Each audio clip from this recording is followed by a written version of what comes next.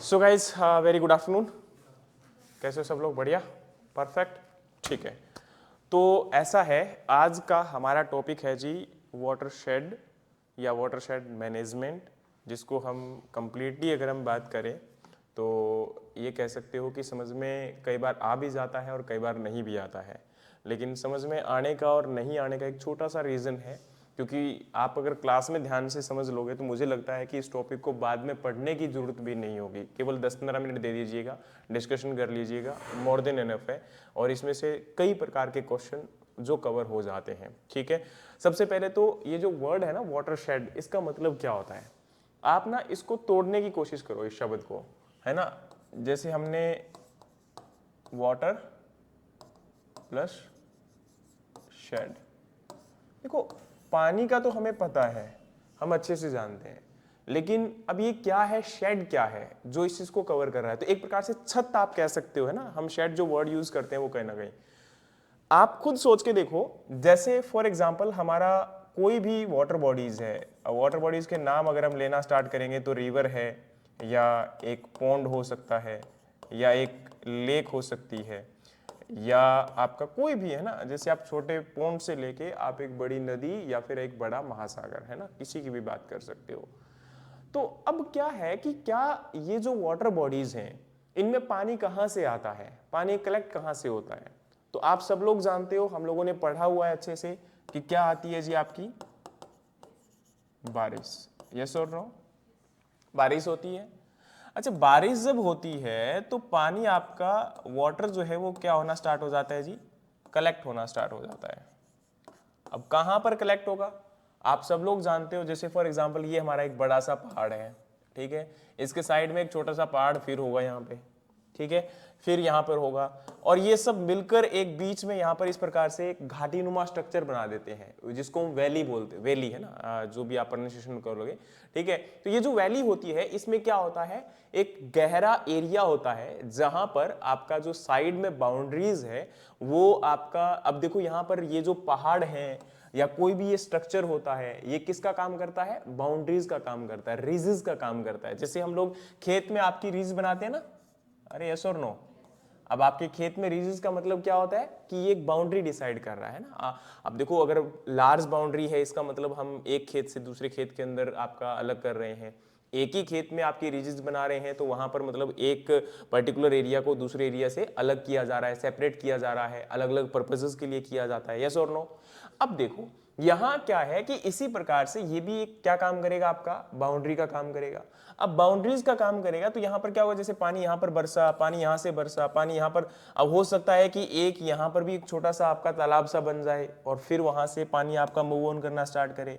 यहां हो सकता है कि पानी का यहां पर इकट्ठा होना स्टार्ट हो जाए, और फिर हो सकता है पानी यहां पर इकट्ठा होना स्टार्ट हो जाए। लेकिन जब पानी इनमें भर जाता है तो उसके बाद पानी यहां से आपका फिर मूव करता है और यहां पर एक बड़ा सा आप झील कह सकते हो, तालाब कह सकते हो। अब पानी वहां पर अलग अलग रूप में आता है, कहीं पर झरने के रूप में आता है, कहीं पर नदी के रूप में आता है, कहीं पर छोटी छोटी क्रैक्स के बीच में से होते हुए आता है। यस और नो? अब एक बात बताओ कि अगर ये पानी नहीं आएगा तो क्या होगा, और पानी आएगा तो क्या होगा? आप बताओ, कम ऑन। अरे टेंशन मत लो, इतना घबराने की जरूरत नहीं है। कॉपी पेन बंद कर दो और बहुत आराम से सुनो, ये टॉपिक आपको अंडरस्टैंड हो जाएगा और आज के बाद कभी कोई दिक्कत नहीं क्रिएट करेगा। बस मुझे ये बताओ कि इससे आप क्या समझते हो जो मैंने अभी आपको कहा।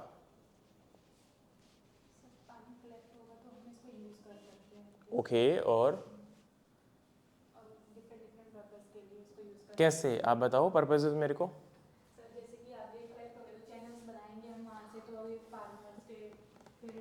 और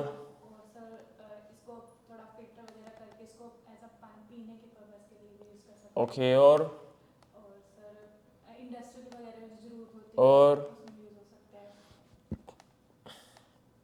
देखो अभी आपने यहाँ पर कहा कि सर ये जो पानी कलेक्ट होगा इसको हम एग्रीकल्चर पर्पस या फिर अपनी जो भी ज़रूरत है उनको पूरा करने के लिए प्रयोग में ला सकते हैं।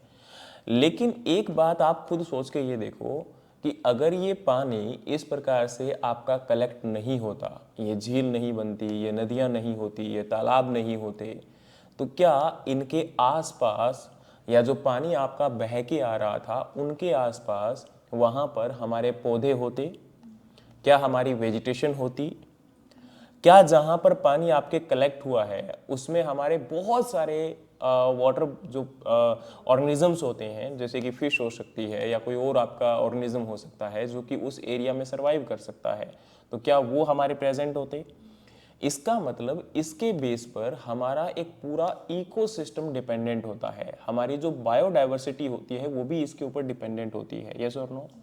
लेकिन इसमें सबसे बड़ी विडंबना क्या है, इस बात को समझने की कोशिश करिएगा। हम लोग ना इसको एक यूनिट के तौर पर देख लेते हैं और ये सोचते हैं कि शायद ये सेम ही कंडीशन हम हर जगह पे अप्लाई कर सकते हैं। ऐसा नहीं हो सकता। ऐसा क्यों नहीं हो सकता? आप एक बात को सोच के देखो, जब भी हम मिट्टी की बात करेंगे, जब भी हम पहाड़ की बात करेंगे, जब भी हम लोग तालाब की बात करेंगे, जब भी हम लोग नदियों की बात करेंगे, तो पानी जो आपका कलेक्ट हो रहा है वो हो सकता है कि एक नदी के रूप में आपके सरफेस पे हो सकता है एक झील के रूप में हो रहा हो, लेकिन वहीं दूसरे रूप में पानी आपका उस मिट्टी के नीचे भी तो कलेक्ट हो सकता है। और नीचे कलेक्ट कैसे हो सकता है? या तो क्या होगा, आपका उस सॉइल के अंदर ही आपका सीपेज के रूप में, इन्फिल्ट्रेशन के रूप में जो पानी जाता है वो सॉइल के अंदर टैक्स में प्रेजेंट रहेगा, या क्या होगा, वही पानी और लीच डाउन ज्यादा करके नीचे जो हमारे एक्वाफर्स हैं उनमें ज्यादा पानी आपका कलेक्ट हो जाएगा। यस और नो? और फिर उसमें से हम लोग निकालते हैं पानी आपका। यस और नो? तो इसका मतलब हम जो पानी के कलेक्शन की बात कर रहे हैं, यानी कि हमारा जो वाटर पानी जो आपका बारिश के द्वारा या पहाड़ों से बहता हुआ पानी एक छोटे से आपके कलेक्टिव एरिया के अंदर जाकर कलेक्ट होता है, फिर वहां से जाकर एक बड़े ये कह सकते हो कि वाटर बेसिन के अंदर या एक वाटर रिसोर्स के अंदर जाकर जो कलेक्ट होता है, चाहे वो रिवर्स है, चाहे वो आपकी लेक है, चाहे वो पॉन्ड है, उनके आसपास सराउंडिंग जो पूरा हमारा मिलकर बनाता है, या हमारे जो सॉइल के अंडर में जो एक्वाफर बनते हैं, ये सारे मिलकर किसको निर्माण करते हैं? एक वाटर शेड का निर्माण करते हैं। अब बताओ ये समझ में आया कि नहीं आया? अब मुझे ये बता दो कि इस वाटर शेड का फिर मैनेजमेंट करना जरूरी है या नहीं है? अब तो समझ गए ना? अगर ये हमारा पूरा सब लोग मिलकर एक प्रकार से, क्योंकि देखो उस पानी और पानी के आसपास हमारा वातावरण या उसका इकोसिस्टम पूरा आपको समझना पड़ेगा, और वो हमारा, अब क्योंकि हम वाटरशेड एक पर्टिकुलर रिवर को इसलिए बोल देते हैं क्योंकि एक रिवर ही तो है ना जिसके आसपास बहुत सारा आपका पानी कलेक्ट हुआ है, लेकिन एक रिवर ही वाटरशेड नहीं है, एक झील भी वाटरशेड है, एक उसके नीचे जो आपका पानी कलेक्ट हो रहा है एक्वाफर्स में वो भी एक वाटरशेड का काम कर रहा है, क्योंकि इन सभी के कॉम्बिनेशंस के बिना हम एक लाइफ को, हम एक इकोसिस्टम को एक्सपेक्ट नहीं कर सकते हैं, उम्मीद नहीं कर सकते हैं। या कर सकते हो? नहीं कर सकते। इसीलिए अब ये जो इकोसिस्टम हमारा बनता है वो कहीं ना कहीं इसके ऊपर डिपेंडेंट होता है। तो देखो, अब जैसे हमने कहा आपका क्या है, smaller sub watershed join to form a large watershed, और पानी आपका क्या हुआ, जैसे आपके बारिश के द्वारा। अच्छा, मैंने अभी आपको एक बात और कहने की कोशिश कर रहा था कि आपका अलग अलग जगह पर अलग अलग कंडीशंस क्यों बनती है। तो आप खुद सोच के देखो, क्या हर जगह पे पहाड़ एक जैसे हैं? क्या हर जगह पे पहाड़ ही है? क्या हर जगह पे हम लोग केवल और केवल आपकी खेती ही कर रहे हैं? क्या हर जगह पे आपके एनिमल्स को रेयर किया जा रहा है? क्या हर जगह पे आपकी फिशिंग की जा रही है? नहीं। तो अब आपका क्या बारिश का डिस्ट्रीब्यूशन भी एक जैसा है? नहीं। तो वैसे भी अगर हम इंडिया की बात करते हैं तो इंडिया तो एग्रो जो क्लाइमेटोलॉजिकल डाइवर्सिटी है इसमें बहुत ज़्यादा डाइवर्सिफिकेशन आपको देखने को मिलेगा। इसी वजह से तो आईसीआर ने आपका 131 एग्रो क्लाइमेटिक जोन में डिवाइड कर दिया। क्यों? क्योंकि कंडीशंस अलग हैं, यहाँ की सिचुएशंस अलग हैं, ठीक है। तो इसके आधार पर ही हम लोग इनको क्लासिफाई कर देते हैं, और इनका ऑब्जेक्टिव क्या हो जाएगा, वाटरशेड मैनेजमेंट का मतलब क्या हो जाएगा। क्या अब कहीं ना कहीं इसको आगे समझाने की जरूरत है कि ये क्या होता है? नहीं। अब आपको ये समझ में आ गया कि इसका मीनिंग है होता क्या है। अब हम डेफिनेशंस के बेस पर इनको समझने की कोशिश करते हैं कि ये क्या है आपका, ठीक है। चलिए देखो, अब आपका इमेज तो आपको क्लियर आउट कर रही है कि क्या हो गया, लेकिन एक बार पढ़ने के लिए, इसको अंडरस्टैंड करने के लिए हम लोग कोशिश करते हैं कि क्या होगा। In British English, a watershed refers to a ridge line और a line which shows a slope in two different direction on its either side. अब यहां पर क्या बोला गया? कुछ भी नहीं बोला गया कि भाई देखो ये जो आपका लाइंस बन रही है एक प्रकार से, जहां पर आपका, अब देखो क्या होगा, प्रेजेंट टाइम में आप ऐसे समझो कि ये हमारा पहाड़ है, लेकिन क्या इसके अंदर पानी एक ही साइड मूव करेगा? क्या दूसरी साइड मूव नहीं करेगा? क्या करेगा, ऑब्वियस सी बात है करेगा। तो यहां पर ये आपका रीजेस का काम कर रहा है, इस साइड के लिए भी और उस साइड के लिए भी। और यहां पर ये जो पानी आपका आ रहा है नीचे और मूव कर रहा है, ये ट्रिब्यूटरीज कहलाती है ना। पानी इनमें से कलेक्ट होकर कहां पर जाएगा, एक पर्टिकुलर बेसिन में जाएगा, एक पर्टिकुलर आपके सोर्स में जाएगा। यस और नो? ये आपकी नदी हो सकती है, झील हो सकती है, तालाब हो सकता है, मैंने ऑलरेडी आपको क्लियर आउट कर दिया है, ठीक है। According to Cho, it is a drainage divide that separate one watershed from another and usually formed by the ridges or hills along the highest elevation of the terrain, and all water within a watershed flow down slope toward a single outlet where surface runoff drains into a river or a lake. Third, a watershed is a geohydrological unit, यानी कि आपका केवल और केवल ये पानी की unit नहीं है, इसमें आपका अर्थ भी है और इसमें आपका पानी की जो यूनिट है वो भी इंक्लूड है, ठीक है। तो ये क्या है, एक जियो हाइड्रोलॉजिकल यूनिट है। याद रखोगे आज के बाद कि ये केवल आपका पानी की बॉडी नहीं है, वाटर बॉडीज को नहीं कहते हम लोग, इसमें आपके लैंड को भी कहते हैं और इसमें आपके वाटर बॉडीज को भी इंक्लूड करते हैं। अब समझ में आया कि नहीं आया?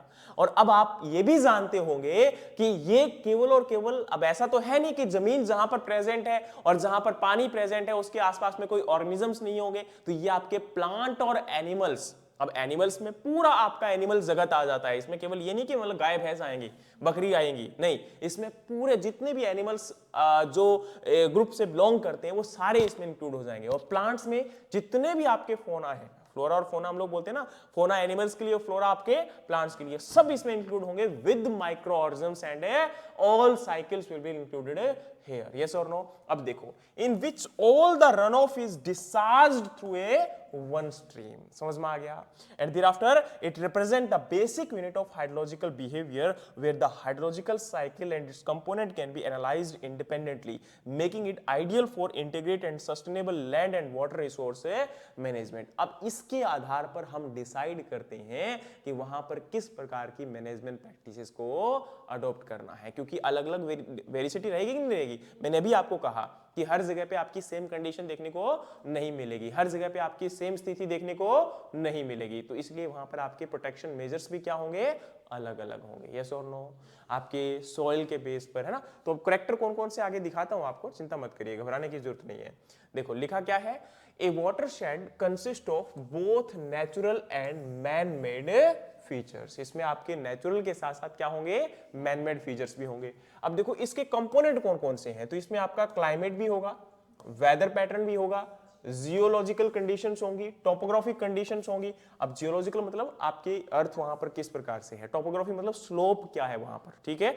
उसके बाद आपका इंक्लूडिंग द रिज और डिवाइड, मतलब अब रिज एंड डिवाइड मतलब जो आपका एक प्रकार से बाउंड्रीज क्रिएट हम लोग कर रहे हैं, hill slopes, gullies, rills, ephemeral channels, flood plains, riparian zone. Riparian zone होता है जहां पर नदी या जो आपका तालाब या कोई भी होता है उसके सराउंडिंग में जो आपके प्लांट्स ग्रो करते हैं। पता है आपको राइपेरियन, मैंने आपके टर्मिनोलॉजीज के अंदर बताया था राइपेरियन प्लांट क्या होते हैं। राइपेरियन प्लांट आपके ऐसे प्लांट होते हैं जो किसी भी वाटर बॉडीज के सराउंडिंग में प्लांट ग्रो करते हैं, उनको हम लोग क्या बोलते हैं, राइपेरियन प्लांट। तो अब यहां पर ये राइपेरियन जोन समझ में आ गया कि उसके जो आसपास का क्षेत्र है उसकी बात की जा रही है।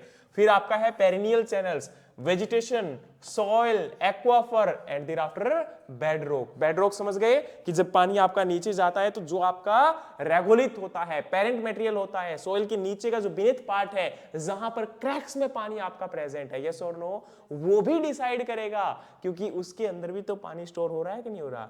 वो अगर स्टोर हो रहा है या नहीं हो रहा तो वो उसकी प्रॉपर्टीज पर डिफाइन करेगा, यस और नो। तो वहां पर किस प्रकार की वेजिटेशन होगी, वहां पर किस प्रकार के ऑर्गेनिजम्स होंगे, वहां पर आपका कौन कौन सी प्रोसेसेस और एक्टिविटीज अकर करेंगी, है ना। ये सब चीजें आपकी मिलकर जो है एक आपके इसको क्रिएट करते हैं। And water is channelized into a soil, ground water, creeks, streams and making it large rivers and eventually to the sea. मतलब पानी आपका पहले धीरे धीरे जहां से भी कहीं से क्रैक से होता हुआ कहीं कहीं, है ना, मतलब मूव करता हुआ नदियों में, झीलों में, तालाब में, और आपका आखिर में जाकर वो समुद्र में मिल जाता है। समझ में आ गया? तो ये हमारा एक सिस्टम है। इसके अंदर है the term drainage, basin and catchment are often used interchangeably with watershed through they mainly differ in size। अब यहां पर क्या है, जैसे हम watershed वर्ड यूज करते हैं, basin वर्ड यूज करते हैं, drainage वर्ड यूज करते हैं, catchment वर्ड यूज करते हैं, अब इनको हम वैसे तो सिमिलर मानते हैं, लेकिन इनके साइज के अकॉर्डिंग, जैसे बेसिन आपका एक लार्ज हम वर्ड यूज कर देते हैं, फिर सब बेसिन, फिर वाटरशेड, फिर सब वाटरशेड, समझ में आ गया। तो ये क्या किया कि वैसे तो इनको हम सिमिलरली ऑप्ट करते हैं, पर इनके साइज के बेसिस पर हम इनको क्या कर लेते हैं जी, आपका डिफरेंशिएट कर सकते हैं। Thereafter large watershed contains the smaller unit that is called as sub watershed, समझ में आ गया। And watershed boundaries are usually drawn on topographic map by identifying the outlet point and terracing the perpendicular line across the contour line that drain into it। समझ में आ गया कि नहीं आ गया? ये आपका यहां पर ओवरऑल था। अब दूसरी हमारी बारी आती है जी, क्या है?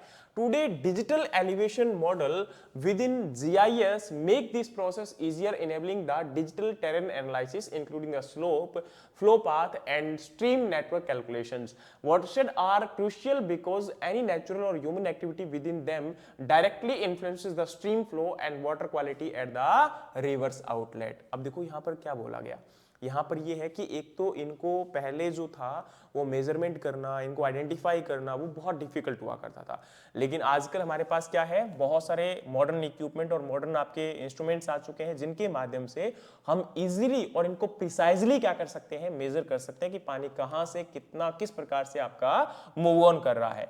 और दूसरा है कि यहां पर वाटरशेड जो है वो क्रुशियल है, हमारे लिए बहुत इंपॉर्टेंट है। क्यों इंपॉर्टेंट है?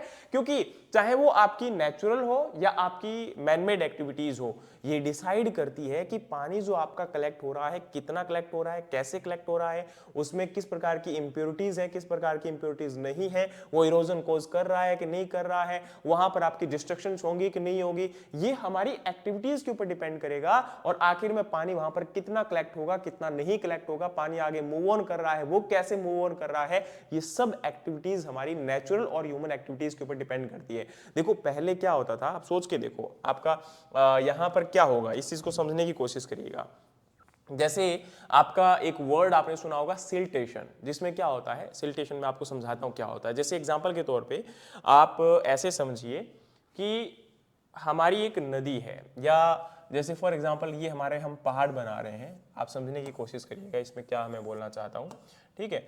अब जैसे यहां से आपका पानी जो है मूव ऑन करना स्टार्ट कर चुका है, ठीक है, ये पानी यहां पर आपका इकट्ठा हो गया, फिर यहां से आपका मूव ऑन करना स्टार्ट किया और ये आपका पानी इस प्रकार से होता हुआ ये यहां से मिल गया और यहां पर आकर पानी क्या हो गया जी, आपका कलेक्ट हो गया।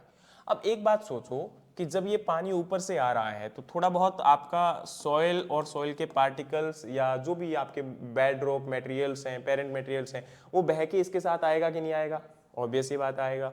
और आएगा तो जैसे फॉर एग्जांपल यहां से आपका एक नदी जा रही है या कुछ भी आप मान लो, है ना, एक आपका जो है, अब ये जो पार्ट आपका निकलेगा, अब इसके अंदर भी क्या होगा, इस नदी में भी, इस तालाब में भी जो भी चीज है ये भी आपका मिट्टी से भरना स्टार्ट हो जाएगा, एक टाइम ऐसा आएगा।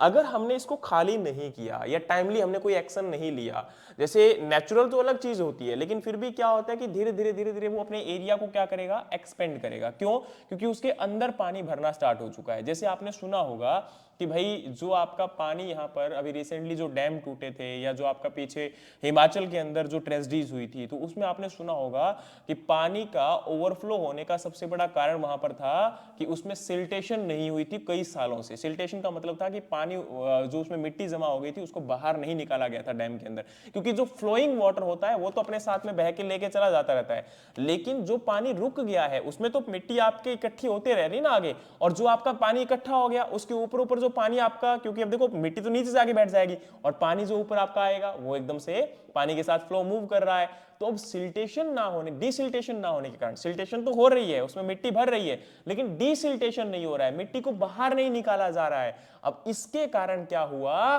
कि धीरे धीरे धीरे धीरे उसका वाटर लेवल आपका ना बढ़ने के कारण भी बढ़ना स्टार्ट हो गया, क्योंकि वो सिल्टेशन के कारण आपकी मिट्टी जमा होती चली गई, एक आपका वहां पर जमाव होने के कारण उसकी हाइट जो है वो, डेप्थ जो है वो, हाइट नहीं बोलूंगा गलत वर्ड, यहां पर डेप्थ जो है वो क्या होती चली गई, डिक्रीज होती चली गई। क्यों? क्योंकि उसमें मिट्टी भर चुकी है। समझ में आ गया? तो ये हमारी एक्टिविटीज डिफाइन कर रही है कि नहीं कर रही है? अब देखो एक प्रेजेंट टाइम में और बात यहां पर सोचने की कोशिश करो कि पानी जो यहां पर कलेक्ट होगा, है ना, अब उसमें जाकर आपका सिल्टेशन का रोल होगा कि नहीं होगा? हमारी मैनमेड एक्टिविटीज उसको इंपैक्ट कर रही है कि नहीं कर रही है? बताओ जरा। आगे अब फ्लड इसकी वजह से कोज हुआ कि नहीं हुआ? हमने खुद देखा, हमने इस एग्जांपल को ऑब्जर्व किया है, तो ये चीज आपको समझ में नहीं आई? फिर बात आती है हाउ वाटरशेड डेटेरियोरेट। अब ये खराब कैसे होता है, ये मतलब वाटरशेड कैसे आपके बिगड़ जाते हैं, वाटरशेड्स के अंदर आपकी क्या प्रॉब्लम रहती है कि ये पूरे के पूरे बिखर जाते हैं, समझ में आ गया। अब देखो यहां पर सबसे बड़ा जो है कई कारण हो सकते हैं, जैसे हमने अनसाइंटिफिक मैनेजमेंट की बात की, तो पहला आपका है removal of natural vegetation including the deforestation. जैसे हम लोग आपके जो जंगलों को काट रहे हैं या हम लोग पहाड़ों को काट रहे हैं, तो इससे क्या होगा, आपका जो पानी का फ्लो था वो कहीं ना कहीं जंगलों के कारण, पेड़ों के कारण स्लो हुआ करता था। या जो हमने पहाड़ों को काटना स्टार्ट कर दिया, तो अब इन पहाड़ों के ऊपर वेजिटेशन भी थी, और धीरे धीरे क्या हुआ कि यहां से हमने क्लीन करने के कारण आपका जो पानी था उसका जो फ्री फ्लो था वो कहीं ना कहीं और ज्यादा बढ़ गया, और उसके साथ अब मिट्टी का इरोजन भी बढ़ेगा कि नहीं बढ़ेगा, ऑब्वियस ही बात है बढ़ेगा, इसमें तो कोई दो राय नहीं है, ठीक है। तो वो आपका एक मेजर कारण होगा कि नहीं होगा, क्योंकि डिस्ट्रक्शन इससे बढ़ेगा, फ्लड आपका और ज्यादा आएगा, ठीक है। फिर हमारी बारी आती है जी faulty agriculture and pasture management practices such as cultivation along contour and the over grazing. अब हम क्या करते हैं, जैसे मान के चलिए कॉन्टूर के अलोंग का मतलब होता है जैसे स्लोप इस प्रकार से, और हम खेती भी इसी प्रकार से करते हैं, तो ये ज्यादा इरोजन को बढ़ाने का काम करेगा। हमने क्या करना है, इसको परपेंडिकुलरली कोशिश करनी है ताकि वहां पर क्या हो सके, उसका जो वाटर का फ्लो है वो धीरे हो सके, स्लो डाउन हो सके। अब एक चीज और भी इंपॉर्टेंट है, हम यहां जरूरी नहीं कि यहीं पर हम जो ओवरऑल एग्रीकल्चर प्रैक्टिसेस करते हैं उसमें मोनोकल्चर अडॉप्ट करते हैं, उसके अंदर अगर हम लोग ट्रीज वगैरह को नहीं लगाते हैं, हम लोग केवल क्रॉप्स को फोकस करते हैं, हम लोग केवल आपका कैश क्रॉपिंग की तरफ फोकस करते हैं, तो धीरे धीरे आपका इरोजन और जो सॉइल आपकी डिस्ट्रक्शन होना स्टार्ट हो जाता है। यस और नो, उसके स्ट्रक्चर पे इंपैक्ट पड़ता है, उसकी फिजिकल और केमिकल प्रॉपर्टीज पर इंपैक्ट पड़ता है, और फिर अगेन वो लीड करता है आपकी डिस्ट्रक्शन के लिए। समझ में आ गया कि नहीं आ गया। फिर हमारी बारी आती है जी लैंड का पास्चर मैनेजमेंट। अब ओवर ग्रेजिंग अगर हम किसी भी रीजन में करेंगे तो ऑब्वियस ही बात है वहां पर ओवर ग्रेजिंग करने के क्या होगा, इरोजन बढ़ेगा। यस और नो। तो सोइल एक बहुत इंपॉर्टेंट फैक्टर है, लैंड हमारा बहुत इंपॉर्टेंट फैक्टर है, ये हम लोग आज नहीं समझ रहे हैं, लेकिन आज से 10 साल के बाद, 20 साल के बाद हमें ये बात समझ में आएगी। फिर बारी आती है जी आपका ओवर एक्सप्लॉइटेशन ऑफ रिसोर्सेज। अब जैसे हमने पानी को ओवर आपका एक्सप्लॉइट करना स्टार्ट कर दिया है, हमने जो है आपका जैसे जितने भी रिसोर्सेज हमारे, चाहे पानी है आपका, लैंड है आपका, इनको हमने ओवर एक्सप्लॉइट करना स्टार्ट कर दिया है। जो आपका मैनेजमेंट प्रॉपर तरीके से यूटिलाइज हमारा होना चाहिए था वो अब नहीं हो पा रहा है, और जिसकी वजह से क्या हुआ, मिसमैनेजमेंट हुआ, और mismanagement leads to the again यहां पर डिस्ट्रक्शन। नेक्स्ट आपकी बारी आती है जी poor rain water and irrigation water management. आपका जो बारिश का पानी है उसको हम मैनेज नहीं कर पा रहे हैं, इरिगेशन वाटर को मैनेज नहीं कर पा रहे हैं, हम लोग ओवर इरिगेशन कर रहे हैं कई जगह पर। दूसरा आपका जो बारिश का पानी उसको प्रॉपर कलेक्ट नहीं किया जा रहा है, और आपका जैसे हमने ऑलरेडी कहा कि भाई वेजिटेशन हम लोग काट रहे हैं, तो जिसकी वजह से क्या हो रहा है, जो नीचे एक प्रकार से, क्योंकि देखो ट्रीज जो होते हैं वो ना कि केवल आपके रूट जोन में वाटर को कलेक्ट करने का काम करते हैं, बल्कि उसकी वजह से सीपेज को भी ये बढ़ावा देते हैं। जो आपका एक्वाफर्स में वाटर स्टोर होता है उसको भी मेंटेन करते हैं, जो इरोजन होता है उसको कम करने में हेल्प करते हैं। तो ये हमने क्या कर दिया यहां पर, इसको एक्सप्लोइट करना स्टार्ट कर दिया। और नेक्स्ट है अनसाइंटिफिक माइनिंग एक्टिविटी। जैसे अभी प्रेजेंट टाइम में आप लोग जानते हो कि आपके लैंड की माइनिंग हो रही है, बहुत सारे खदानों को बिना मतलब का खोदा जा रहा है, और हमारे देश में तो ये चीज पिछले कुछ सालों में और ज्यादा बढ़ चुकी है। तो हम क्या कर रहे हैं, हम इस लालच के अंदर कि रिसोर्सेज को निकाल लेंगे, वहां से मिनरल्स को निकाल लेंगे, मिनरल्स हमारे काम आएंगे, लेकिन अगर ऐसा ही चलता रहा तो एक टाइम ऐसा आएगा जब ये डिस्ट्रक्शंस बहुत ज्यादा बढ़ जाएंगी, और फिर हम खुद बोलते हैं, अब जैसे हम लगातार बोलते हैं कि क्लाइमेट चेंज हो रहा है, जलवायु परिवर्तन हो रहा है, भाई आप खुद सोच के देखो ना इसके अंदर। अब प्रेजेंट टाइम में हमारे देश की सरकार क्या कर रही है कि भाई पोल्यूशन जो है वो बढ़ रहा है। अब प्रेजेंट टाइम में यूएन की रिपोर्ट जब आती है तो हमारा देश ये नहीं कहता कि हमें पॉल्यूशन कम करना है, हम पॉलिसीज लेकर आएंगे। हमारा देश या हमारे देश की सरकारें ये कहती हैं कि भाई साहब हमें अब जो है इस पॉल्यूशन को कम करने के लिए हमारी खुद की गाइडलाइन नहीं बनानी पड़ेगी। ये गलत है। जो सिस्टम लंबा कई सालों से चलता आ रहा है हमें उसको ही बदल देना है, क्योंकि हम अपनी गाइडलाइन डिफाइन करना चाहते हैं। क्या करना चाहते हैं हमें समझ में नहीं आता, और हमारे देश मतलब छोड़ो इस बात को। नेक्स्ट है extension of housing and industrial activities in wetland and the vulnerable area. अब देखो आपको एक बात और बताता हूं, अभी प्रेजेंट टाइम में आपने पिछले 1-2 साल पहले आपने सुना होगा कि चंडीगढ़ के अंदर जो है बाढ़ आई थी। तो अब क्या रीजन था यहां पर, या कई जगह पे आप लोग सुनते हो कि जैसे गुड़गांव के अंदर भी बाढ़ आती है, गुड़गांव पूरा पानी से भर जाता है। बाढ़ नहीं आती वहां पर, क्या होता है बारिश के सीजन में पूरा पानी भर जाता है। अब एक्चुअली कारण क्या है कि गुड़गांव रीजन पूरा बाढ़ से या पानी से भर जाता है, उसका कारण है क्योंकि गुरुग्राम जो है वो कहीं ना कहीं अरावली हिल्स की गोद में है, मतलब अरावली हिल्स के बेसिन पार्ट में है। और वहां पर जो गुड़गांव हुआ करता था, वहां पर एक्चुअली में क्या होता था, बारिश के सीजन में बहुत सारी बड़ी बड़ी झीलें बन जाती थी, तालाब बन जाते थे जहां पर पानी आपका कलेक्ट होता था।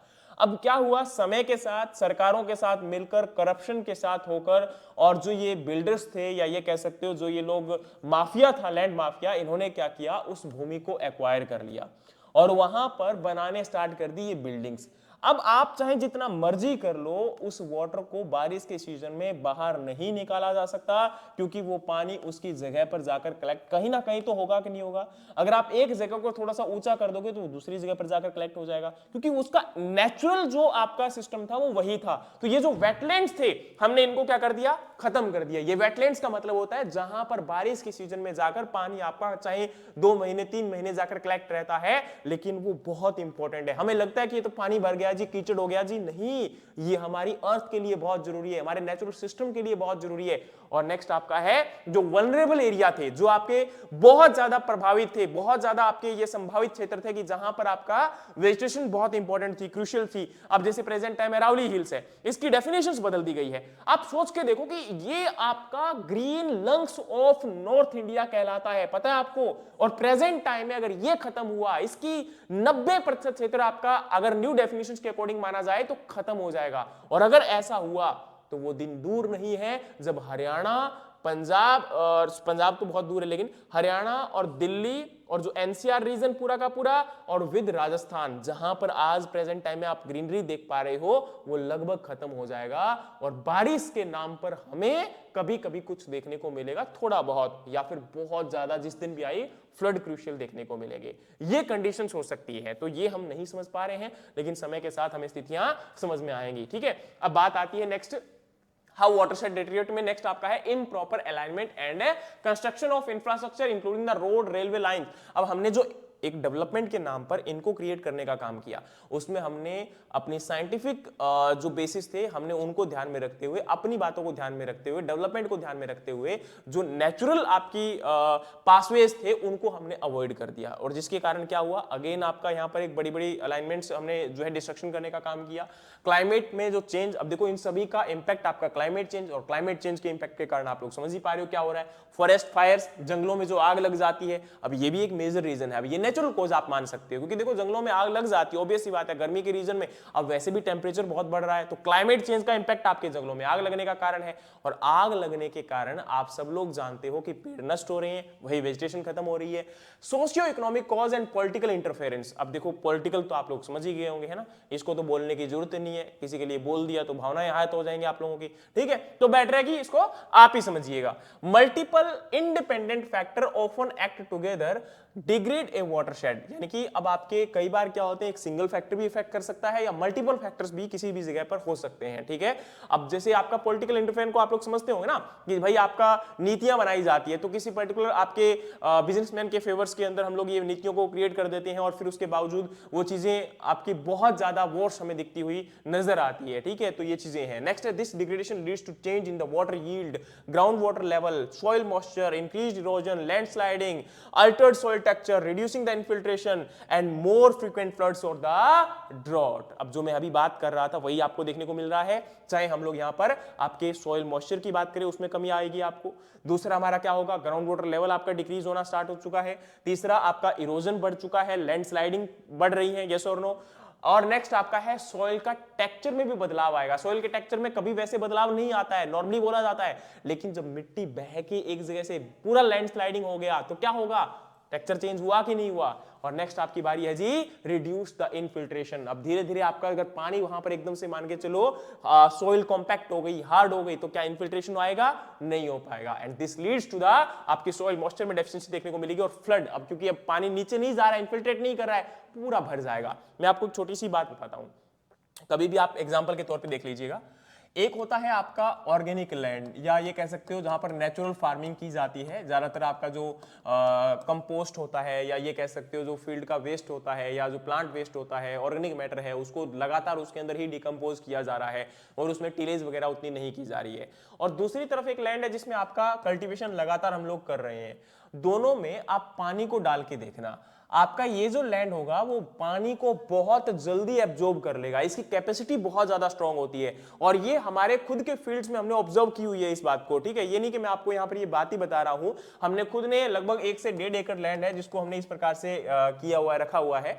अब उस क्षेत्र के अंदर, उस एरिया के अंदर जितना पानी, अब देखो ऐसा नहीं कि पानी जल्दी से सूख जाता है, पानी सूखता भी नहीं है, ये भी एक बहुत बड़ी बात है। दोनों बातों को समझने की जरूरत है। कई बार बच्चे क्या सोचते हैं कि इसमें से सर पानी अगर नीचे चला जाएगा तो फिर पानी इसके में खत्म जल्दी हो जाता है। नहीं, उसकी वाटर होल्डिंग कैपेसिटी ज्यादा है, उसकी इन्फिल्ट्रेशन कैपेसिटी ज्यादा है, ये सब चीजें उसके अंदर ज्यादा बढ़ जाती है, क्योंकि उसमें आपका बायोलॉजिकल टीलेज होता है, माइक्रो ऑर्गेनिम्स की पॉपुलेशन बढ़ जाती है। और दूसरा, ऑर्गेनिक मैटर आपको पता होना चाहिए, उसकी वाटर को होल्ड करने की जो कैपेबिलिटी होती है वो ज्यादा होती है। तो हमने वो नेचुरली उसको क्या कर दिया, खत्म कर दिया। और इसकी वजह से जो फ्लड और ड्रॉट की कंडीशंस हमें देखने को मिली, क्योंकि फ्लड आएगा तो पानी बहा के जा रहा है, और पानी एकदम से निकल गया तो उसके बाद आपकी मिट्टी सूख जाएगी, तो ड्रॉट हो गया। समझ में आया कि नहीं आया? फिर बारी आती है जी, these effect lower the living standard by causing the reservoir siltation.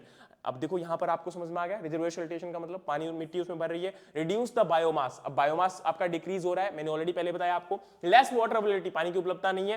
Poor water quality, पानी की क्वालिटी भी डिक्रीज हो रही है साथ में, क्योंकि उसमें बहुत सारे टॉक्सिन्स और आपके जो है उसके अंदर सॉल्ट्स वगैरह मिक्स हो रहे हैं। And lower the income from livelihood, अब ये भी इंपैक्ट पड़ेगा। And this create a circle of rising poverty and which further worsen the watershed deterioration. अब ये देखो कितना बड़ा यहां पर इंपैक्ट है। हम इसको छोटी सी बात मानते हैं, लेकिन अब ये हमारी फूड डाइवर्सिटी के ऊपर, फूड सिक्योरिटी के ऊपर, पॉपुलेशन के ऊपर, पॉवर्टी के ऊपर, इकोनॉमिक फिजिबिलिटी के ऊपर, इकोनॉमिक कंडीशंस के ऊपर, सबके ऊपर प्रभाव इसका पड़ रहा है कि नहीं पड़ रहा है। तो अब खुद सोच के देखो कि इसकी इंपॉर्टेंस कितनी ज्यादा है। समझ में आया कि नहीं आया? और हम इसको टॉपिक को इतना ज्यादा नजरअंदाज करते हैं कि ये हमारे लिए है ही नहीं। फिर बारी आती है जी वाटरशेड की प्रॉब्लम्स क्या है। तो watershed face various physical resource use and socio economic problem. This list may be vary from one watershed to another. Common, अब देखो यहां पर यह भी समझने की जरूरत है, एक ही वाटरशेड के अंदर जो सेम समस्या है वो दूसरे में शायद ना हो, या दूसरे में जो समस्या है वो तीसरे में ना हो। समझ में आ गया? तो हर एक की अलग अलग भी हो सकती है, कुछ कॉमन भी हो सकती है। समझ में आ गया? तो हमने कॉमन को तो ज्यादा डिस्कस किया। Common issues include erosion from denuded land, जो हमने, अब डाइन्यूटेड लैंड का मतलब होता है जिसका कवर हमने खत्म कर दिया, ठीक है। जैसे आपका एक न्यूड से डाइन्यूटेड वर्ड समझ सकते हो, ठीक है। अब न्यूड में क्या होता है, कपड़े हमारे सारे उतर जाते हैं, ऑब्वियस सी बात है। उसी प्रकार से एक आपका लैंड है, उसके ऊपर बहुत सारी वेजिटेशन है, बहुत सारे पौधे हैं, हमने पूरा क्या कर दिया, उसको खाली कर दिया, बंजर बना दिया। अब उसमें से इरोजन ज्यादा होगा कि कम होगा? ज्यादा होगा। फिर बारी आती है जी फ्लड, आपका फ्लड बढ़ रहा है, ड्रोट, डेफिशिएंट मॉइस्चर सप्लाई या water supply, reduced yield resulting in household food security और general food shortage, energy shortage, landsliding, sedimentation, pollution of streams, poor quality drinking water, fuel wood, timber shortage, impact on aquaculture, shifting cultivation, forest fires, deforestation, poverty, migration, ये आपके common impact है। Overall अगर हम देखेंगे तो ज्यादातर ये most common impact है, मोस्ट कॉमन प्रॉब्लम्स है जो हमारे वाटरशेड में हमें देखने को मिलती है। यस और नो? समझ जाओगे इस बात को? कैसे डेटेरियोरेट हो रहा है, प्रॉब्लम क्या है, ये आपको प्रॉब्लम कोई दिक्कत नहीं है। अच्छा, अब इनको हम कैसे सॉल्यूशन दे सकते हैं, ये भी तो इंपॉर्टेंट है ना। अब जैसे फूड शॉर्टेज अगर हो रही है तो कैसे हम उसको कवर कर सकते हैं? Developing the agricultural area, improve the cultural practices and reclaiming the क्या degraded area and thereafter establishment of seed bank and the machine bank. अब देखो सबसे ज्यादा इंपॉर्टेंट है जो हमारी एग्रीकल्चर या फूड सिक्योरिटी में प्रॉब्लम आ रही है वो हम क्या करें। सबसे पहले जरूरी है कि हमारे ट्रेडिशनल और जो वाइल्ड वेराइटीज, वाइल्ड सीड या फिर हमारा जो ट्रेडिशनल सीड्स है उनको बचाने की जरूरत है। जो हमारे लोकल सीड्स है उनको बचाने की जरूरत है। इसके लिए सीड बैंक्स, मशीन जो आपकी सीड बैंक्स होते हैं उनको आपका क्या करना पड़ेगा, जीन बैंक्स को हमें डेवलप करना पड़ेगा। दूसरा हमारे लिए इंपॉर्टेंट हो जाता है कि जो हम एग्रीकल्चर में प्रैक्टिसेस कर रहे हैं वो इस प्रकार की प्रैक्टिसेस करें जिससे हमारे रिसोर्सेज के ऊपर इंपैक्ट ना पड़े और जो ग्रीन हाउस गैसेस का कंट्रीब्यूशन है वो क्या हो जाए, डिक्रीज हो जाए। जैसे हम लोग नेचुरल फार्मिंग की तरफ मूव कर सकते हैं, ऑर्गेनिक फार्मिंग की तरफ मूव कर सकते हैं। और इसके अंदर मेन टारगेट यही है कि जो आपका नाइट्रस ऑक्साइड का या फिर आपका कार्बन डाइऑक्साइड का इमिशन है या कार्बन मोनोऑक्साइड का इमिशन है उसको क्या किया जाए, कम किया जाए। ठीक है, वो एक मेजर यहां पर आपका पार्ट रहेगा। समझ में आ गया?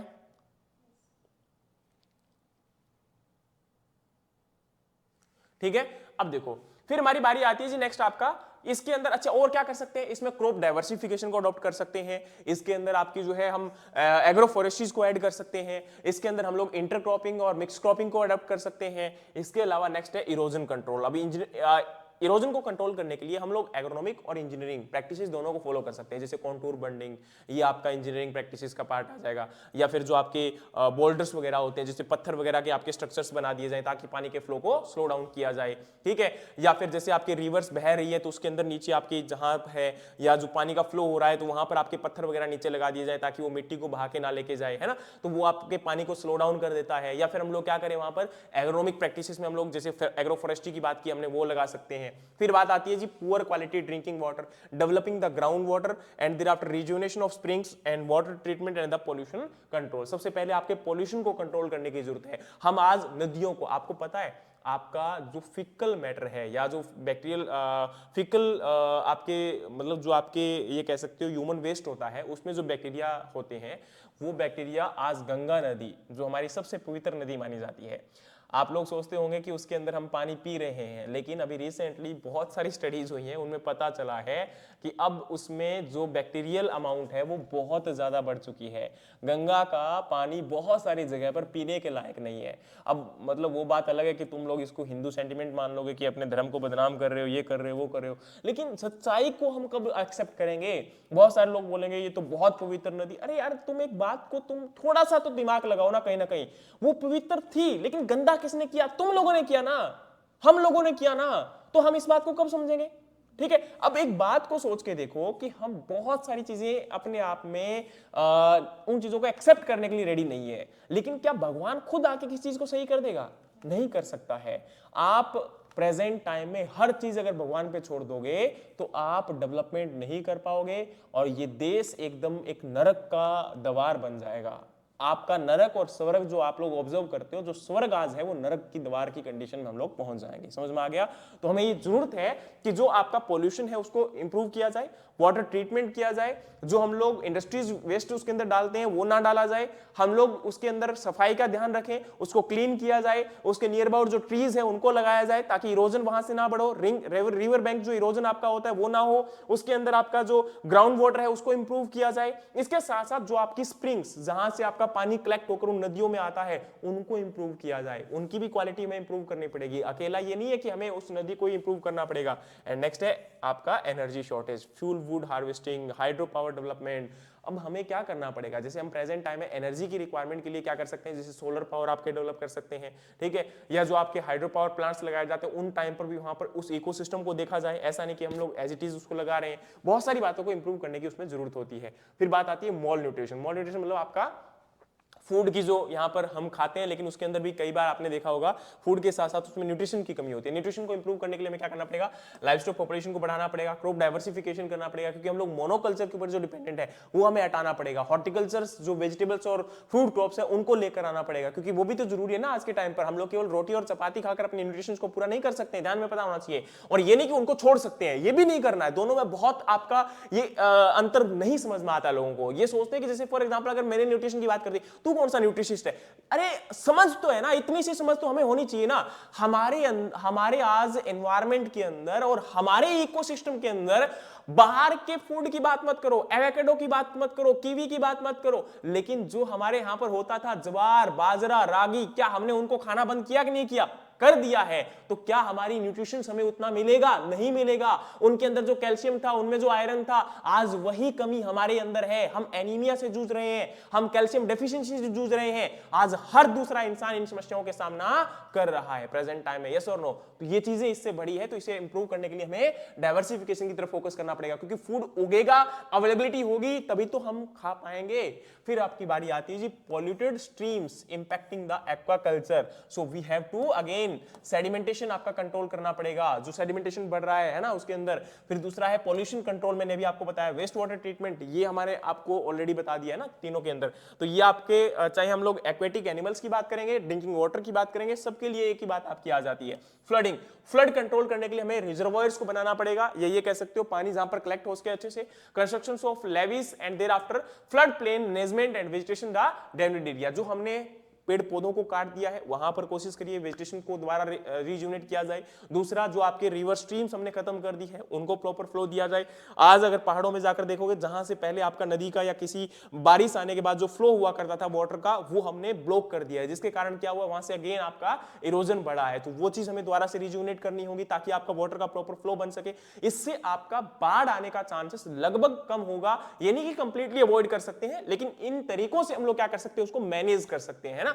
फिर आपकी बारी आती है जी अनस्टेबल स्लोप एंड लैंडस्लाइडिंग। तो आपका जो स्लोप है उसके अंदर हम क्या कर सकते हैं, वहां पर एक तो ड्रेनेज स्ट्रक्चर्स को मेंटेन कर सकते हैं। फिर हमने जो आपका जैसे क्या बोलते हैं, अभी हमने पढ़ा था कि मैकेनिकल और इंजीनियरिंग जो स्ट्रक्चर्स हैं उनको बिल्डअप कर सकते हैं, कंटूर बंडिंग, ग्रेडेड बंडिंग, या आपका जो क्या बोलते हैं बेंच टेरेसिंग, इनको हम फॉलो कर सकते हैं ताकि पानी के फ्लो को स्लो डाउन किया जा सके। अगर हमें एग्रीकल्चर करना है तो ऑब्वियस सी बात है, प्रैक्टिस देखनी पड़ेगी। फिर आपकी बारी आती है नेक्स्ट आपका डेफिशिएंट वाटर सप्लाई। तो जैसे आपका रेन वाटर हार्वेस्टिंग, पानी को कलेक्ट किया जाए, चाहे आपकी बारिश का पानी है हमें छत के ऊपर कलेक्ट करके फिर उसके द्वारा आपको नीचे आप पॉन्ड बना सकते हो या फिर टैंक बना सकते हो जिसमें पानी को कलेक्ट किया जाए। उसके साथ pumping of deep ground water, check dam and other engineering. अब यहाँ पर सेम सिंपल सी बात है कि भाई जहां पर पानी आपका कलेक्ट किया जा सकता है तो पानी को बहने से रोकना है, पानी को वहां पर कलेक्ट करना है, ग्राउंड वाटर की एबिलिटी को बढ़ाना है। ग्राउंड वाटर के आपका जो इन ग्राउंड वाटर के अंदर हम सप्लाई कर सकते हैं उसको, कहीं ना कहीं आपका जो पानी कलेक्ट होता है उसको ग्राउंड वाटर के साथ कनेक्ट किया जा सकता है। पॉन्ड नहीं बना सकते तो ग्राउंड वाटर के साथ पाइप कनेक्ट कर सकते हैं, तो वो हमारे ग्राउंड वाटर रिजर्वोयर्स को इंप्रूव करने का कोशिश करेगा। ठीक है, फिर बारी आती है जी पॉवर्टी। ऑब्वियस सी बात है, अगर हम यहां पर आपके self help group, farmer producer organisations, इनको बढ़ाएंगे, इसके साथ हम लोग कहीं ना कहीं जो आपका फूड है उसके अंदर पर यूनिट एरिया में प्रोडक्टिविटी को बढ़ाने की कोशिश करेंगे, क्योंकि एरिया तो हमारा इतना ही रहेगा, उसमें हम इंक्रीज नहीं कर सकते।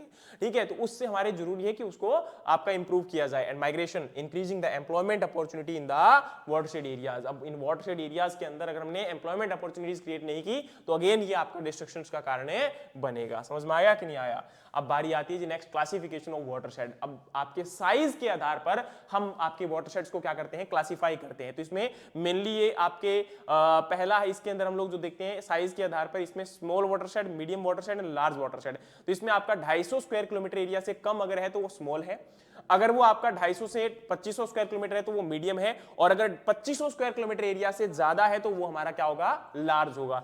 इसके अंदर बात करते हैं तो स्मॉल के अंदर overland flow predominant and is the main contributor to peak run off and channel characteristics do not affect the overland flow and the watershed is highly sensitive and intensive and thereafter short duration rainfall, the runoff per unit area for similar condition is more, and thereafter medium watershed like small watershed, overland flow and land phase are predominant and more often size and shape of watershed play a dominant role, and thereafter large watershed are those where channel flow predominant and peak flow are greatly influenced by the channel characterized and the basin storage, and channel storage is predominant and is the as the channel network and the channel phase are well developed, and these watershed are less sensitive to high intensity rainfall to the short duration. अब क्या होता है कि आपके जो short वाटरशेड्स होंगे उनके अंदर क्या होता है, पानी बहुत कम कलेक्ट हो सकता है। तो ऑब्वियस सी बात है क्या होगा, जब आपकी बारिश आएगी या और कोई कंडीशंस बनेगी तो उसमें क्या होगा, वहां पर आपका एक समय के बाद जब इंटेंसिटी रेनफॉल की बढ़ जाती है तो वहां से और आपका फ्लो होना स्टार्ट हो जाता है, जिसकी वजह से फ्लडिंग के चांसेस वगैरह बन जाते हैं। लेकिन इनमें शॉर्ट ड्यूरेशन के अंदर भी इंपैक्ट आपका पड़ना स्टार्ट हो जाएगा। दूसरी तरफ अगर हम बात करें तो मीडियम में भी कहीं ना कहीं ये कंडीशंस होती है, लेकिन आपका जो लार्ज वाटरशेड्स हैं वो आपके शॉर्ट या स्मॉल इंटेंसिटीज के कारण बहुत कम प्रभावित होते हैं, लेकिन फिर भी कहीं ना कहीं जो आपके चैनल्स आते हैं या फिर आपका जो वहां से फ्लो होता है उसके ऊपर भी इंपैक्ट करेगा कि कहीं ना वो टूट ना जाए या फिर इरोजन ज्यादा ना बढ़ जाए या फिर आपका सेडिमेंटेशन वहां पर ना बढ़ जाए। तो इन चीजों के कारण भी वो चीज क्या हो सकती है, कभी कभी प्रभावित हो सकती है, लेकिन बहुत सेंसिटिव कम होता है ये। ठीक है, तो ये कह सकते हो कि ओवरऑल हम लोग यहां पर ये कह सकते हो कि इनके अंदर डोमिनेंसी किस चीज की है, तो इस चीज के ऊपर आपका डिपेंड करता है कि वो आपका एरिया कितना है, साइज कितना बड़ा है। तो इनके कैरेक्टरिस्टिक्स के आधार पर हमने इनको देख लिया। ठीक है, ये आपका रहा। दूसरा हमारा है medium small watershed are also classified as macro watershed, sub watershed and milli watershed and micro watershed and mini watershed. तो इसमें क्या होता है, आपका medium and small watershed are also classified as a macro watershed. अब जो medium और small वाटरशेड्स हमारे हैं उनको हमने फर्दर फिर डिवाइड किया हुआ है। कैसे डिवाइड किया हुआ है, जैसे आपका less than 50 kilometre square kilometre area आपका जो है उसको मैक्रो वाटरशेड बोलते हैं। सब वाटरशेड वो होता है जो आपका 10 से 50 स्क्वायर किलोमीटर होता है। मिली वाटरशेड वो होता है जो आपका 1 से 10 स्क्वायर किलोमीटर में होता है, और माइक्रो वाटरशेड वो होता है जो 0.1 से 1 किलोमीटर किलोमीटर स्क्वायर में होता है और आपका मिनी वाटरशेड होता है जो 0.001 से लेके 0.1 स्क्वायर किलोमीटर में होता है। और याद रखना for agriculture purpose a sub watershed is about 2000 hectare area is considered as a manageable for survey planning and project completion. मतलब आपके जो स्मॉल एंड मीडियम वाटरशेड थे उनको हमने फर्दर क्लासिफिकेशन दिया हुआ है। एक तो ये याद रख लेना, ये हमारे ऐसे नहीं कि अलग से हैं, उसी के अंदर हमारे क्या है मैक्रो वाटरशेड्स को हमने आपका जो है एक प्रकार से मीडियम और स्मॉल वाटरशेड्स को हमने आपका फर्दर डिवाइड किया हुआ है। दूसरा आपका है एग्रीकल्चर पर्पस में, याद रखना 2000 हेक्टेयर एरिया का जो एरिया आपका होता है उसको हम सब वाटरशेड की कैटेगरी में रखते हैं। और ये आपका इजी होता है क्या करने में, आपकी प्लानिंग करने में, सर्वे करने में, या फिर कोई प्रोजेक्ट आपका चाहे इरिगेशन का है, वाटरशेड मैनेजमेंट का है, तो उसको कंप्लीट करने में ये आसान हो जाता है। और बात आती है watershed size influence the viability or variability and complexity of its characteristics and hydrological process,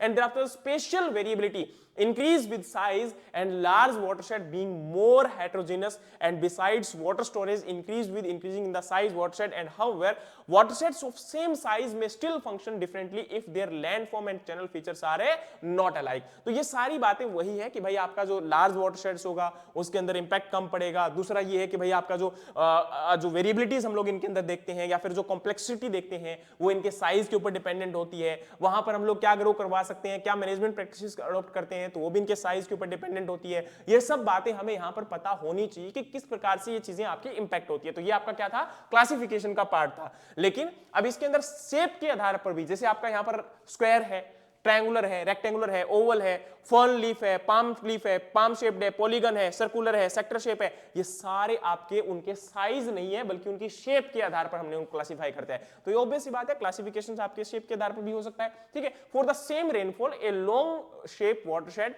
generate a lower run off as the time of concentration is higher, and the watershed having a fan shape characterised by the lower time of concentration and the thus generate high peak flow. क्या होता है कि जैसे आपका flow है तो कहीं पर स्लोप कैसा है, उसका साइज कितना है, किस प्रकार की स्ट्रीम्स वहां पर बन रही है, तो इन शेप के आधार पर क्या होता है कि वहां पर फ्लो कितना तेज होगा, रन ऑफ कितना ज्यादा होगा, इरोजन कितना होगा, तो इसके ऊपर भी आधारित होगा कि नहीं होगा, वो चीजें इंपैक्ट पड़ेगा। ठीक है, तो ये आपका शेप के आधार पर। और फिर बात आती है based on the land and land cover और लैंड कैपेबिलिटी। तो इसको आप ऐसे समझो कि वहां पर आपका एग्रीकल्चर एरिया है, वहां पर आपका अर्बन एरिया है, वहां पर आपके माउंटेन्स यानी कि पहाड़ हैं, या वहां पर आपके जंगल हैं, वहां पर आपका डेजर्ट यानी कि मरुस्थल है, या वहां पर आपका कोस्टल एरिया है, वहां पर आपका मार्शलैंड या फिर ये कह सकते हो वेटलैंड है, या आपका मिक्स्ड लैंड है। तो उसके आधार पर हमारा क्या होगा, उसका कैरेक्टरिस्टिक्स होगा। समझ में आ गया कि नहीं आ गया? अब जैसे एग्रीकल्चर है तो वहां पर क्या होगा, एग्रीकल्चर एक्टिविटीज मेन डोमिनेंट होगी, इसके साथ वहां पर डिप्रेशन स्टोरेज आपके बहुत ये कह सकते हो बढ़ना स्टार्ट हो जाएगा।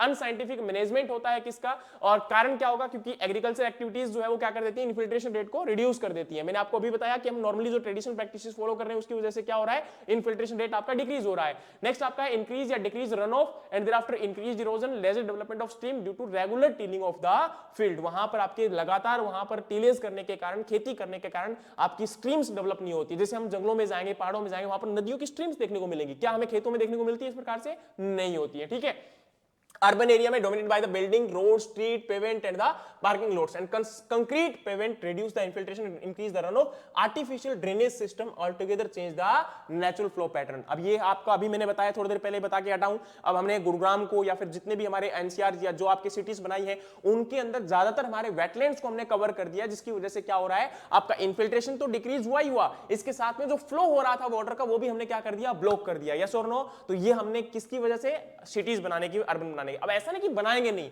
प्रॉपर मैनेजमेंट तो होना चाहिए ना इन चीजों का। फिर बारी आती है mountain, higher precipitation, steep gradient, snow melt contribution to run off, high run off, downstream area are the vulnerable to flooding. मतलब ऑब्वियस सी बात है, जहां से पानी आपका फ्लो कर रहा है, अब पानी फ्लो करने के कई कारण हो सकते हैं, बर्फ पिघलती है, बारिश आती है, बारिश की इंटेंसिटी ज्यादा होती है, तो उनके आधार पर पानी आपका बहेगा, तो उसके साथ रन ऑफ फ्लोस भी बढ़ेगा। यस और नो? फिर बारी आती है जी नेक्स्ट आपकी फॉरेस्ट यानी कि जंगल।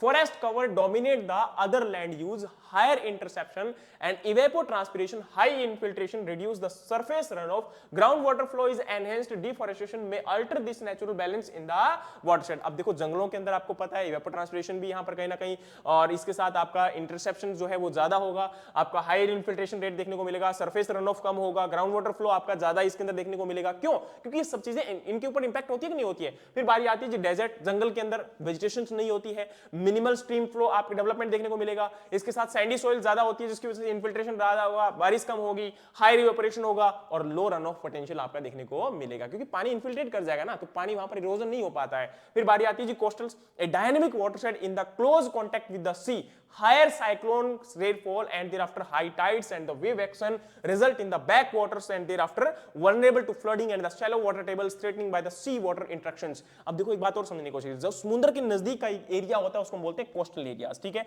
अब जैसे हमारे देश के अंदर कोस्टल एरिया जितना भी लगभग साउथ इंडियन रीजन है, जैसे आपका केरला है या फिर आपका महाराष्ट्र का काफी रीजन हो गया, मुंबई का पार्ट हो गया, ठीक है, और इसके अलावा ओडिशा का रीजन है, इधर गुजरात का पार्ट है, ये सारा क्या है आपका कोस्टल एरियाज है। अब वहां पर जो समुद्र के नजदीक एरिया लगता है उसको हम कोस्टल एरिया बोलते हैं, और उस कोस्टल एरिया का सबसे बड़ा इंपैक्ट ये होता है कि जो समुद्र के नजदीक होने के कारण वहां पर एक तो रेनफॉल आते हैं, वो आपके एक प्रकार से ये कह सकते हो कि टाइडल रेनफॉल हमें देखने को, सॉरी साइक्लोनिक रेनफॉल हमें देखने को मिलते हैं। इसके अलावा जो आपकी लहरें उठती हैं उनकी वजह से वहां पर इंपैक्ट होता है, तो वहां पर इन्यूडेशन जो होगा वाटर का वो ज्यादा देखने को मिलेगा, फ्लडिंग के भी कई बार चांसेस बन जाते हैं वहां पर, तो ये चीजें हमें देखने को मिलेगी, तो वहां पर हम इन चीजों के कारण इंपैक्ट होता है। और इसके नेक्स्ट आपका आता है मार्शी एंड आपका जो स्वैम्पी लैंड होता है, जहां पर आपका क्या होता है नेचुरल वेजिटेशन जो है, अब जैसे मैंग्रोव ट्रीज होते हैं वो यहीं पर प्रेजेंट होते हैं जो आपके मार्शी लैंड होते हैं, और कोस्टल एरिया के नियर अबाउट वहां पर जो रीजन्स होते हैं ज्यादातर वो आपका मार्शी लैंड होता है, या फिर कई बार जंगलों में भी हमें देखने को मिल जाते हैं, या फिर माउंटेन्स रीजन के अंदर जो आपका डाउनवर्ड या वैली रीजन्स होते हैं वहां पर भी ये कंडीशन देखने को मिल सकती है। और मिक्स्ड कंडीशन जहां पर ये कंडीशंस आपकी मिक्स्ड फॉर्म में देखने को मिलती है। तो ये हमारा क्या था जी, पूरा का पूरा टाइप था जिसके आधार पर हमने इनको वाटरशेड को क्लासिफिकेशन किया। मुझे बता दो कि समझ में आया कि नहीं आया, पूरा आ गया, अच्छे से आ गया? हाँ जी, ऑनलाइन वालों प्लीज एक बार मुझे बताइए, ये क्या था हमारा वाटरशेड का क्लासिफिकेशन।